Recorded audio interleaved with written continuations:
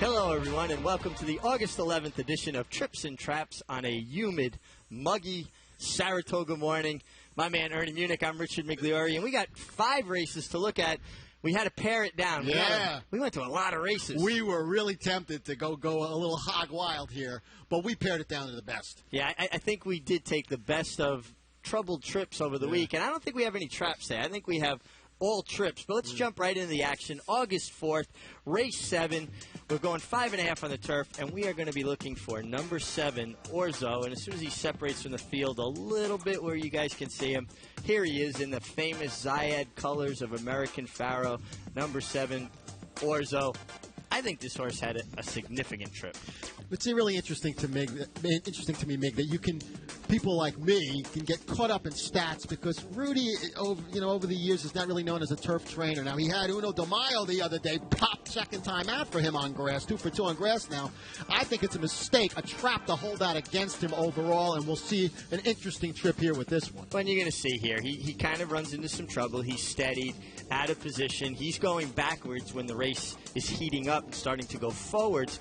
And, Irad Ortiz is a terrific turf rider because he saves ground and he's patient, but sometimes that will come back to bite you. You think a jock needs more flexibility and be more in the moment as opposed to here's what I do best? Or should he really impose his will on the horse? No, I don't believe in ever imposing your will on a horse. You can still see. I mean, he's basically now shuffled back to last. He's still buried behind a wall of horses. He's finally going to angle out here. And this horse finishes with interest. Now, this horse actually seemed a bit confused to me when he got out in the clear because he had been being held up so long. It took him a little while to find his stride. And it's important for people to remember, they're not cars. They're not going to have that instant acceleration. I do think ORZO was stymied in traffic long enough and hard enough that it took him a little while to find his rhythm, his stride. He finishes 5th. I thought he finished well enough that told me that what I was seeing, that he did have run. Yeah. And he just had a compromising trip. And again, this is no knock on Irad Ortiz. He rides the turf well because he is patient, and you have to save ground on turf. Sometimes you're going to get unlucky. I thought, though, he should have been a little more aggressive with this horse. Interesting, and I really believe that good trainers can do anything, and I know it's a cliche, but I think we're going to see over the next year or two the Rudy's percentage on turf start to move up. Maybe it will begin with ORZO, but I really feel confident about that. Well, I do think ORZO is a horse I am going to bet back, I'm going to follow, and I will be looking for ORZO. Not because I just like to eat ORZO, but I like the horse ORZO. I like both. Well, let's turn the page. August 5th, race 9. This is the National Museum and Hall of Fame race. And I thought ISOTHERM, the horse we're going to be looking at, number 5, you see him back here now. Matthew Shearer's colors, another prominent owner here. I thought he'd be laying up close to the pace, Ernie. He bumbled the break. He just got off poorly. It happens. He was dealt the bad hand. And he's a horse that wants to be up close. And honestly, I thought he would have been laying either where the horse in second's laying or third in the pocket where Strike Midnight's laying. And this was a race that was dominated towards the front end. Camelot Kitten was very good, but he was close to the pace. I never imagined him being in front of ISOTHERM, really. I think it took a lot of confidence for George Weaver to even put ISOTHERM in this race. These are very sharp horses with currency. They have run recently. They have run fast. Mig, I saw this horse on the backstretch in my only time I ever went to Keeneland.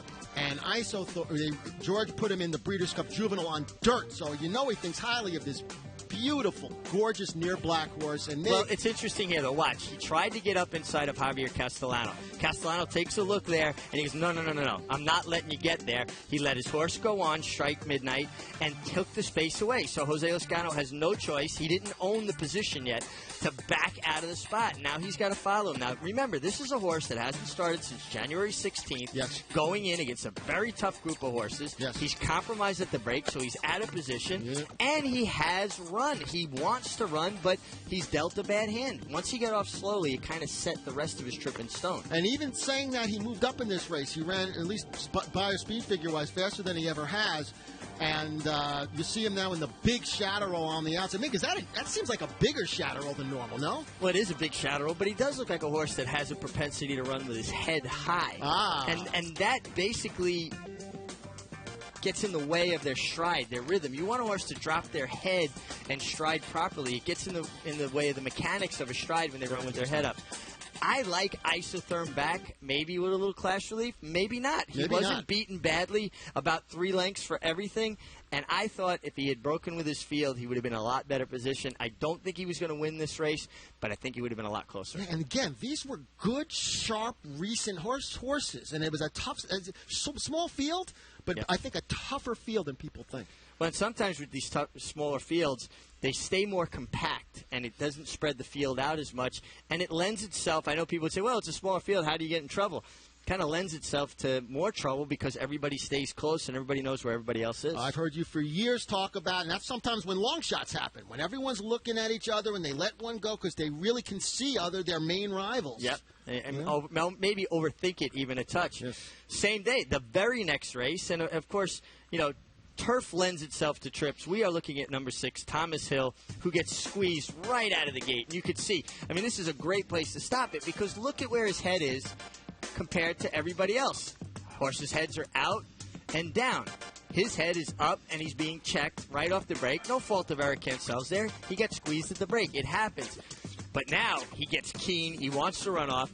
And I want you to keep an eye on his head carriage through the turn. He's trying to run out around the turn because he's under stout restraint. Now, keep in mind, it's a 21-3 opening quarter, so he misses the break, and now he rushed into that first quarter. So we're talking about a guy who's moving pretty fast in there, and then still is expected, if you bet the horse, to keep going. Not an easy assignment. And you can see here, Eric Cancel's got his hands full now. He's still got to lean back. Look at his body posture. And now he's got his left hand broken off the rein, trying to hold this horse in. You can look at his head turned towards the infield. That's Cancel doing that? That's Eric Cancel's doing that, trying to keep him from getting out, bearing out around the turn. He gets to running so fast after that slow break.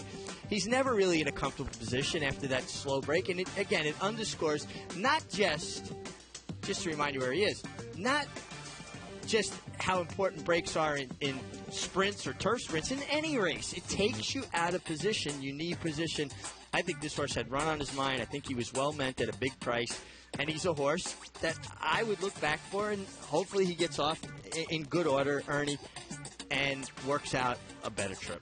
He didn't get beat that much. I like this one. And, while Michael Pino's maybe more prolific out of town, we sort of claim he got cocked and loaded. That was going to win some races, and now he's got this one. I'm definitely betting this one. Yeah, Thomas Hill. And I think he'll be a price back again, too, because it was subtle trouble other than being squeezed at the break. I agree. To turn the page, August 6th, race 5. We are back on the turf, of course. And we're going to look at 2 horses here.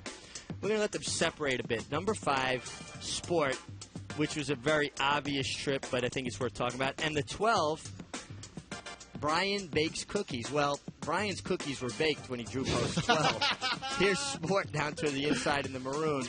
And it's a tale of 2 trips. One wide trip for Brian Bakes Cookies, and Sport basically gets buried, and I will be a bit critical of Irad here. I think he should have been more aggressive into the first turn with Sport. And here's where I can't be, because I've ridden exactly 0 winners. But I want to hear you talk about Sport, because I just didn't know if there was nowhere to go for literally 2 turns. Because this horse, you got to keep your eyes on him and then watch Baking Cookies the next time, because Sport never, until the very, very end, is really let go. You've got Sport on the inside here, and you've got Brian's Baking Cookies, or Bakes Cookies, excuse me, towards his outside, but they both already had trouble. One being wide in the turn, one having to steady back into the turn.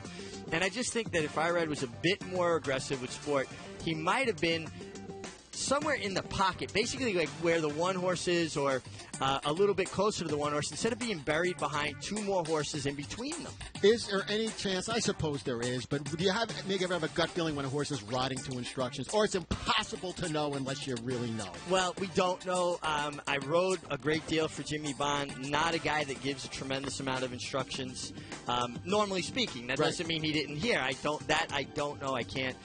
What I'm saying is just my opinion. But one thing we can be certain of, though, is Sport is buried. Look at this. Behind horses. Now he's got Brian's Bakes Cookies on his outside, who's, again, getting that wide journey through no fault. Now look at the position. Brian Bakes Cookies in the green outside of him. Look at the position of Irad Ortiz's body here.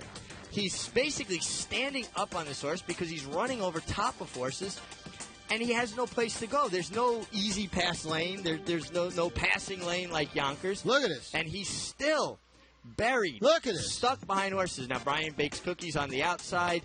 He was wide the entire way. I think it took a toll on him. His finish was compromised there. Finally, snapping wrists right there in mid-stretch. Finally starts getting some room, but the race is over. Sports cookies were baked, okay? Well, so it's just interesting to me, Mig. I know that we're going to see Sport now, second half of the rail. Now watch. Well, we missed the gallop out there. Yeah, the gallop out. We missed the gallop, but he ultimately gallops out ahead of the field.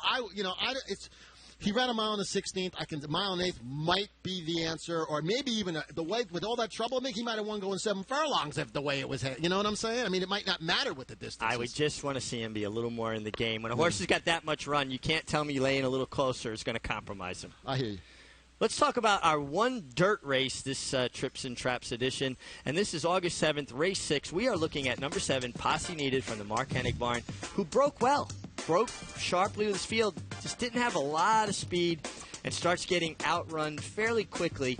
And at the same time, getting kicked back in the face, which it can be a fairly traumatic experience for a young horse. And he really backs up, Ernie. He does. And now, keep this in mind, ladies and gentlemen. There have been some really interesting trips in these baby races so far. Always. But some incredible trips. But the buyers, the numbers came back very slow. That doesn't mean there won't be good horses. But here's a situation where there's an interesting trip. And this race came back very fast. The winner earned an 88 buyer. The second horse, the Bill Mott horse, was excellent also. A big gap, several lengths back to the rest. And you're going to see how Posse Needed finishes. As is historically the case, when they're fast, these races make, and there's a trip that usually produces. Well, here's Posse Needed after trailing basically early. Now, I want to correct myself. Posse Needed's a filly. My apologies to Posse Needed and her connections. But she angles out widest of all to get out of that kickback. And look at how dirty she is. Now she lugs in fairly significantly there, just being green. And you want to talk about a dirty face. I mean, angels with dirty faces. She got buried in the dirt. And she finished, and what underscores how good this was, the horses that run 1, 2, and basically 3 were 1, 2, 3 around the racetrack. Yes. Posse Needed is the only horse that made up ground and made up significant ground in a race that was dominated on the front end. This is a horse I want to follow back, and hopefully 6 furlongs, maybe 6.5. But I think Posse Needed's got ability and was the only horse that did significant running from the back of the pack. I agree. Listen. The pace was fast, but the whole race was fast. And as you said, just the way she finished, she was the only one doing that. Belmont, is going to be sweet for her. But maybe even Saratoga. We saw the track was playing that first week. It could happen here. No, it definitely can turn around. But also, she might be sharper next time, too, just having the experience, knowing that she's got to jump in and compete. Now, we had a lot of races we looked at, and there were some honorable mentions. Yes. Horses like Kerjillian, Conquest Typhoon. We just can't have 10 races to do in one shot because I think we'd lose your attention, but we need your help. Don't forget, Trips and Traps at NYRAInc.com, and we look forward to hearing from you.